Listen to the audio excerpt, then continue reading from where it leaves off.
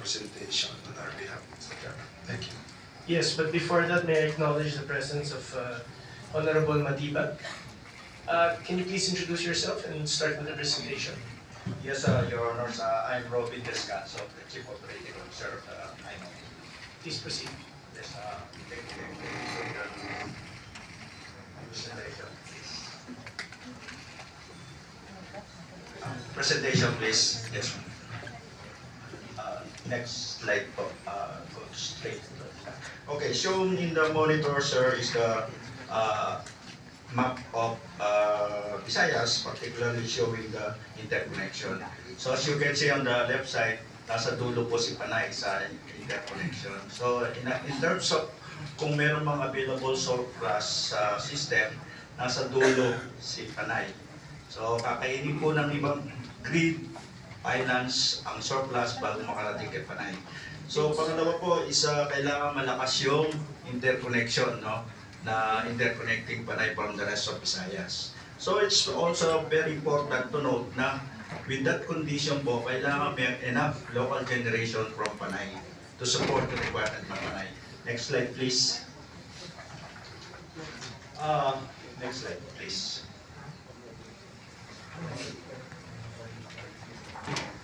Okay, so ito po yung na-monitor namin nung nangyari nung araw ng blackout. No? It started sa event number 1 at 12:05 local Marco Point system, and the local generation coming from Panay is 355 megawatts. But the demand of Panay is 400, so the rest of the requirement is coming from the cable. And then 12:06, nag-trip po yung PEDC at nawala yung kinakarga niyang 56 megawatts. At the same time, Panay po. These are generators po embedded sa Panay. So nung nawala po yung 56 si Panay, nawala yung energy na palitan coming from the cable. So kung mapapansin niyo po, tumaas. Nagdoble halos yung karga ng Negros cable. But at the same time, nawala rin po yung voltage support na binibigay ni PADC sa Panay. Kaya nagkaroon po ng fluctuation sa voltage. No? Okay? So, and then nagpatuloy po yung condition na yun. No? Until sa 14-19, sumunod yung mga cascading tripping sa mga generators, no? Ayon sa mga discussion po, naunang nag-trip doon nung time na yun is Pump Concepcion, which is carrying about 135 megawatts. And the rest, malaki pa rin yung kinikerry. Kaya nawalan po kaagad ng 300 megawatts ang Panay. Nagsunuran pong bumagsak ng mga feeders ng mga distribution utilities, and yun po yung nag-cause ng partial blackout. And then approximately about 30 minutes, no? Nawala na po tuluyan yung kable. So na-isolate na si Panay at yun na po yung blackout. Okay? So going back to sa event number 4 before the tripping ng mga sunod-sunod na planta, no? So appears na may problema po yung system, no? And that 2-hour window from the first tripping ni PDC hanggang doon sa successive tripping ng mga several plants, meron po tayong 2-hour window na very crucial ang decision ni SO to ensure that the system will maintain stability and withstand the following contingency event, including loss of one generator. So dapat po yun yung palaging ginuguardian ng system operator. At of course, mga posibleng nag-triggers po nung successive tripping yan is frequency issue, voltage issue, and loss of replacement power po. Yung lang po yung presentation namin. Maraming salamat po. Thank you, Engineer Descanso. Wait, Yusek Sharon. No one's disputing naman na sequencing yung mga timelines natin ng events. Everyone's, all the same, no? DOE, IMA, NGCP, pare-parehas lang naman yan. Yes, Yusek Chair. Next present would be Transco because I was explaining about what should be have a system operator. Yeah. And Transco used to be our system operator. That's been given Yeah. to NGCP. So Transco, please. Yes, Engineer Lainez, please. Thank you, Mr. Chair, good morning, and the rest of the members of the Congress present here and other resource persons. So in the interest of time, I will not go through my presentation anymore, but deal with the critical responsibilities of the NGCT as the system operator and the transmission network provider. And related to the incident, the major responsibilities as system operator would be one, to ensure that load generation balance is maintained at all times. Second, as mentioned earlier, ensure that grid voltage is maintained within normal limits. Then we have also this requirement from the grid code that the system operator should implement necessary actions during emergency conditions to maintain the integrity of the system and prevent system collapse. And in alert and emergency states, MLP can be allowed to avoid imminent voltage collapse leading to a system blackout. Also, we'd like to add that on the first tripping incident, likewise provided in the grid code, the system operator was not able to provide a significant incident report. Moreover, the NGCP as a transmission network provider as defined in the Philippine Grid Code shall execute instructions of the system operator to ensure power quality in the grid. Likewise, they should provide all grid equipment and facilities. And as such, we have identified several transmission projects that should have been completed and implemented. The PANAY blackouts could have been avoided. So I'd like to add further, Mr. Chair, that although this is just an observation and not in the grid code, that according to the system blackout simulation drill, black start restoration drill last March 23. In the table exercise, the system operator could restore power within 2 hours and 3 minutes. However, this did not happen during this incident. I will be more than willing to discuss other details and provided in the report should the members of Congress ask. Thank you. Thank you, Engineer Lainez. So, no other presenters from the Department of Energy? ERC? Yes. Can we hear from ERC? Chairperson Limalanta? Yes. Yes, Your Honor. Good morning to all the members of the committee, and thank you again for this opportunity to share our updates from the Energy Regulatory Commission. If you can share the slides, please.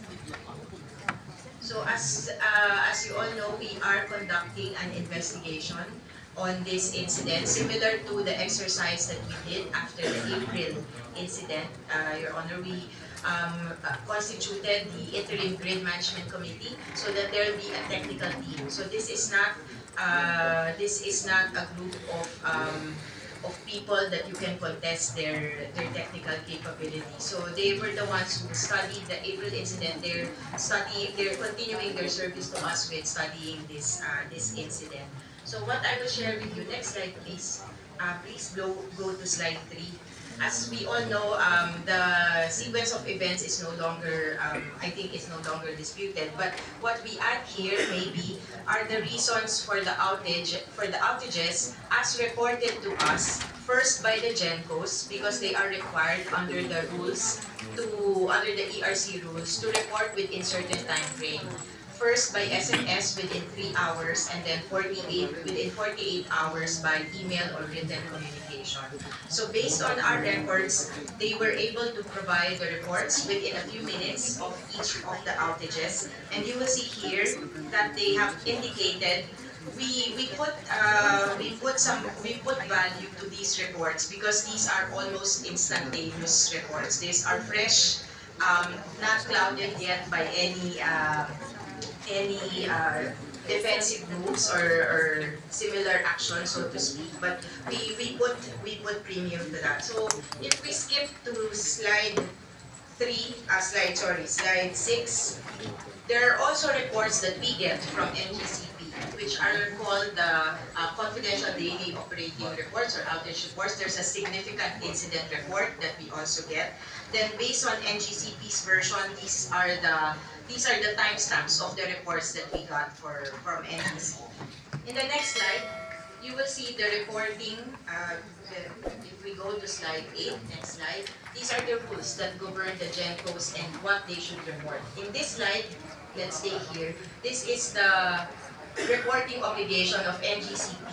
For significant incidents, they should report to us by SMS within 15 minutes and within an hour for the written reports, and then 2 weeks supposedly for the full written report of not only the occurrence of the incident but what they did during the course of that incident. Sorry, ma'am, what is significant? Significant incident is defined. How do you classify it? It's a specific term as defined in the grid code, Yeah. including the loss of a large generating unit is considered a significant incident. How do you determine if the unit's large generating? Defined it po under the grid Grid code. code, which is how many percent? In Visayas, it's not percentage, sir. It's based on capacity. So in Visayas, anything above 5 megawatts is already considered a large generator. And that goes within significant. Correct, tama po. Please continue. So, if you note, for the outage of were reported to have been completed and have led to still this event happening. That means we need to do more work. We need to, were there items that we have missed during the April investigation so that we can avoid this from happening again. Thank you, Your Honor. Mr. Chair, Thank you, Honorable Mr. Dimalanta. Chair, Yes. may we ask for copies of the ERC presentation? None of us have. And ideally, but if a soft Can we hear from BEDC? If you have any statements? If not, yes, Mr. Caballo. Good morning, Mr. Chair. We will reserve our statement with During the interpellations. Can we hear from Palm Conception Power? Chair and members of the committee, we have a presentation regarding the sequence of events that transpired to our PCBC plant prior and after the briefing. And our Mr. Lance Bautista here, our engineering specialist, will do the presentation, Mr. Chair. Yes, please, Mr. Bautista. Good morning, Mr. Chair, all of the honorable members of this meeting.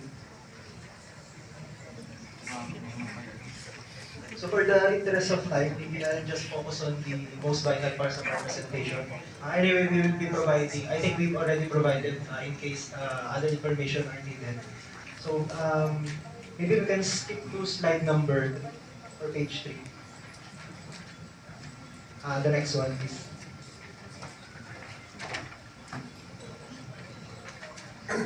Next slide. Okay, thank you. So I'm not just sure if you can see all of the trending lines, but let me guide. So I want to start on the event number 1. So at 12:03, so pardon for the timestamp. Actually, our timestamping in PCPC is around 3 minutes delay. So if we are going to align it with the NGCP's timestamp, we will be adding 3 minutes. So around 12:06, so PEDC Unit 1 had a problem and went on offline. And then as we can see on the graph, with the reaction of our unit, to support the grid stability, we're actually producing what we call LRs, or this is what support the stability of the grid voltage. So as you can see, upon offline of unit, EDC unit number 1, we already supplied LR, as can be seen on the pink line during that time. And also additionally, we were instructed by the system operator at that time to, I think this is what they call the manual intervention, I believe. So we were increasing actually manually also the power supply to the grid. So we're actually helping more to be able to stabilize the grid. So nakikita naman po yun sa grid voltage.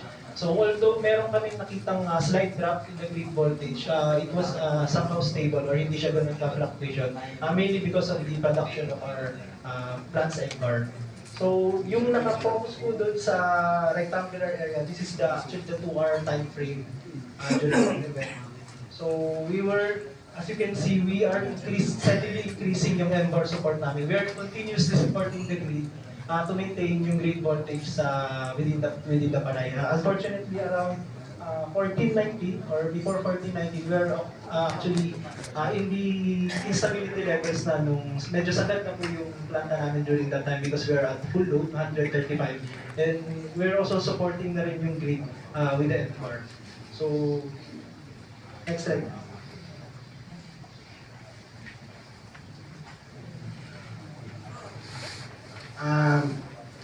Maybe we can skip to slide number 8. Okay, just a good note, I think this was shared also by our IMAC colleagues as well. Meron po talagang difference na margin or margin na tinatawag natin sa supply and demand.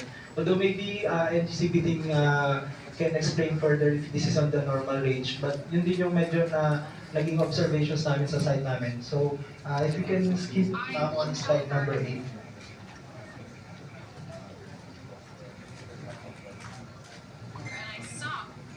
Next slide. So this is the chronological events on the mismong tripping na po ng unit namin. So 1419, since instability levels na po yung sa generator namin, is na-activate na po yung generator protection namin by loss of excitation. So during that time, we were still having monitoring na meron pa pong grid voltage by that time. So we have observed around 1427 na meron pa pong grid voltage. However, yung fluctuation niya is nasa 84 or around that level na really is a low value na for the plant. So around 1445, when the team was actually monitoring na medyo nag-increase na yung voltage to the near the normal levels, we immediately started yung mga auxiliaries namin. Mainly to provide yung cooling system for equipment since maybe we can discuss later yung limitations nun sa planta namin. So we really wanted to restart yung cooling system namin for that what we call turning gear. And then at 1501, so we are starting the auxiliaries as we mentioned. Meron na ulit po kami na-detect na voltage fluctuations at 1506. And then the succeeding events po yung nabanggit kanina as mentioned yung total blackout na po ng Panay. So ma'am, can we skip to slide number 10? So at 1508, doon na po nagkaroon ng grid total blackout. So again, yung mga newly started auxiliaries namin na supposed to be is, yun sa akin yung magpapaready sa amin ng unit namin is nag-trip ulit lahat. So nag-advise po yung local na NGCP substation sa amin at 1509 na isara na po yung circuit breaker namin sa site ng planta namin. Indication na wala po talagang feedback power or black start capability yung unit namin at that time. So we can start any equipment during that time frame. So almost 40 minutes after, so 1547, doon na po nag-advise yung substation ng NGCP na we can resume since meron na po silang may bibigay na feedback power. So immediately, ilang minutes lang po. Although we still observe slight fluctuations pa rin. Actually, yung normals natin na 137, minsan gumagalaw pa rin siya during our monitoring sa plant side. So immediately around 1600 or 4 o'clock in the afternoon, we again restarted or we attempted to start yung auxiliaries namin. Again, giving priority dun sa cooling system ng planta namin. And then at 16:32, unfortunately, maybe we can discuss later na lang yung limitations, is talagang nagkaroon na po ng problem yung isang auxiliaries namin na tinatawag na turning gear. Yun din po yung na-report namin sa ibang energy stakeholders na nagkaroon na po ng disengagement or deflection dun sa turbine shaft na tinatawag namin. Where hindi na namin siya mapaikot normally. Usually kasi dapat pagka nagsha-shutdown yung plant, usually thermal plants na may turbine is talagang dapat na maintain yung slow rotation niya with cooling water. Unfortunately, that time, since medyo matagal kami nawalan ng cooling water, then nagkaroon pa ng blackout during 15:08, is doon na po nagkaroon ng problema yung turning gear na tinatawag namin. So, hindi naman din po namin pwedeng pilitin na paikutin yun kasi it might result to permanent damage na mas mahirap pong ma-recover from our side. So, instead, yung usual na experience namin is we need to cool down the turbine 2 to 3 days before we can restart yung restoration ng facility namin.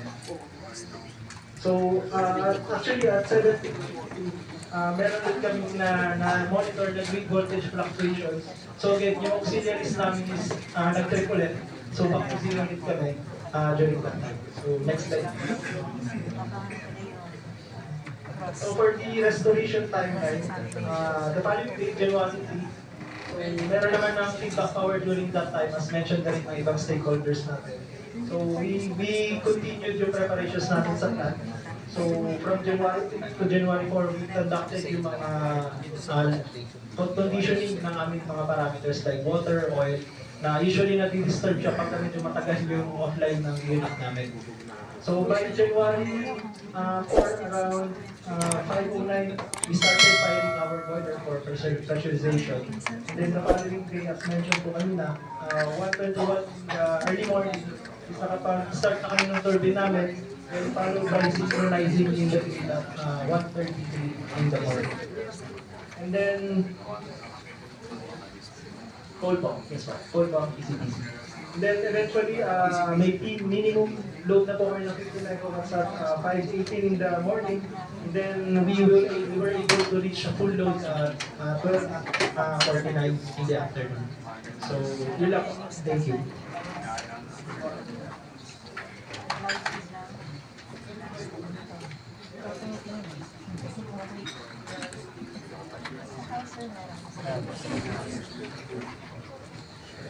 Is the presentation finished? Yes sir, we're done. Thank you. Thank you. Any other generation companies here from Panay Island who would present? If not, okay, let's proceed with the ECs. If any of the ECs would want to give a short statement, a brief statement. Yes, Attorney James Balsomo. And the ruling Honorable Chair and honorable members of the House of Representatives. Our narrative report has already been consolidated in the report of the DOE, but on the part of the ECs, may we add for the record, Honorable Chair, that the shutdown of the Panay grid for the past 1 year happened not only twice, Mr. Chair, but thrice. First, in February of 2023, the cause is undetermined. It lasted only for 8 hours, so less than a day. The power was restored. Sorry, Attorney Balsomo, you're saying that in February there was a And there was an incident already. Yes. The Panay grid shut down totally in February 2023, Mr. Chair. That was the first. The second was April 27 to 29, the second, 2023. And the third is that's January 2 to 5 this year, Mr. Chair. So there were 3 massive shutdown in the Panay grid within the period of 1 year from today. That is to make the record straight. And second, Mr. Chair, with respect to the incident last January 2, when when PDC Unit 1 tripped, there was no communication whatsoever from the part of the grid operator to all the 10 electric cooperatives in Region 6. There was no demand control imminent warning that we have to reduce our demand within the minutes prescribed in the grid code. There was no instruction to implement manual load dropping, and there was no automatic load dropping by the system.